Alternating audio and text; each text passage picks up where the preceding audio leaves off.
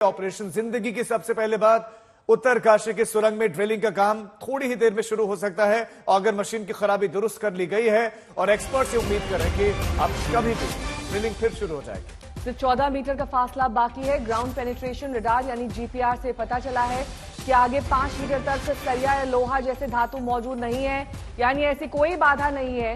केंद्रीय परिवहन राज्य मंत्री वीके सिंह कल ही उत्तरकाशी पहुंचे, आज वो फिर सुरंग तक गए, हाल जाना और हालात का जायजा लिया कि आखिरकार कब तक ये काम पूरा कर लिया जाएगा। मजदूरों से लगातार बात की जा रही है राजीव, और ये पता लगाया जा रहा है कि उनकी हालत कैसी है।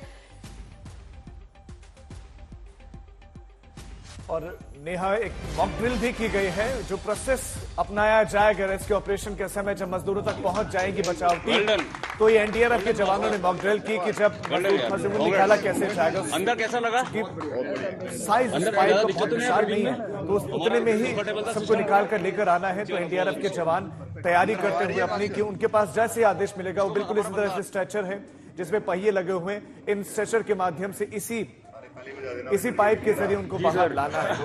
जटिल है, बहुत मुश्किल है, दबाव है, लेकिन अपने आप जो तैयारियां हैं वो पहले से बिल्कुल। और अमित भारद्वाज जुड़ गए हैं तमाम जानकारी के साथ। अमित, आप लगातार इन ऑपरेशंस पर नजर बनाए हुए हैं, लेकिन अब अंतिम मुहाने पर ये रेस्क्यू पहुंच चुका है। ऐसे में कई ऐसी अड़चनें आई, कल भी हमने देखा, कल ये बात हो रही थी कल ही मजदूर वापस बाहर निकल पाएंगे, लेकिन आज शाम 6 बजे तक का वक्त कितना क्रिटिकल है?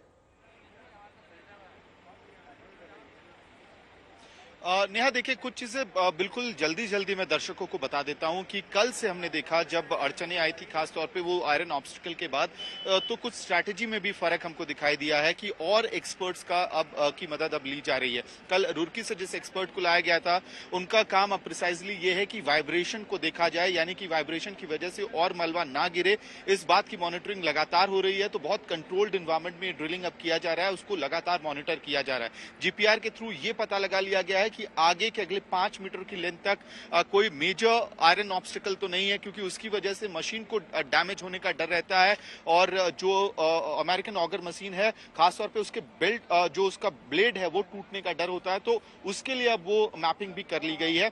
तीसरी चीज सबसे अहम ये भी हुई है कि कल दोहरा झटका एक तरह से आप कह सकते हैं कि उससे जूझ रही थी रेस्क्यू की टीम। जी अमित, पहला कि जो एक 2 मीटर की लेंथ का जो पाइपलाइन आगे था वो टूट गया था मलबे की वजह से, और जो प्लेटफॉर्म था वो भी डिस्टेबलाइज हो गया था। तो इन दोनों चीजों से अब निजात पा ली गई है, काम कर ली। बिल्कुल। ये रेस्क्यू ऑपरेशन लगातार जारी है। आपका बहुत शुक्रिया अमित जानकारी के लिए।